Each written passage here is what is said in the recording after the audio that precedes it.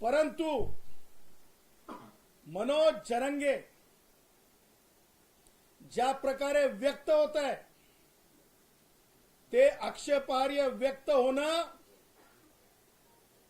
ही त्याच्या बापाची जहागीरदारी नाही. या देशामध्ये भारतीय संविधान ज्या दिवशी अंमलात आलं त्या दिवशी कोणी पाटील म्हणून बोलण्यासाठी किंवा राजा म्हणून बोलण्यासाठी कोणी शिल्लक उरलेले नाहीत, कोणी शिल्लक उरलेले नाहीत.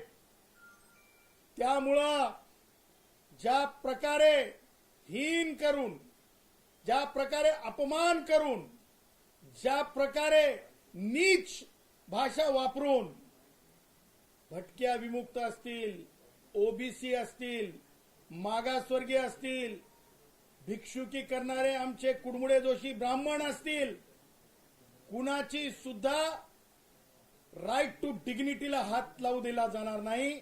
आणि जे असा हात लावण्याचा प्रयत्न करेल मनोज जरंगे सारखा त्याला कायदेशीर धडा शिकवल्याशिवाय राहणार नाही.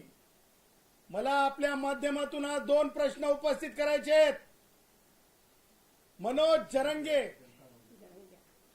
जरंगे हा लाईव्ह येतो एका चॅनलवर आणि लाईव्ह आल्याच्या नंतर मनोज जरंगे काय करतो तर सन्माननीय आमचे, मला जात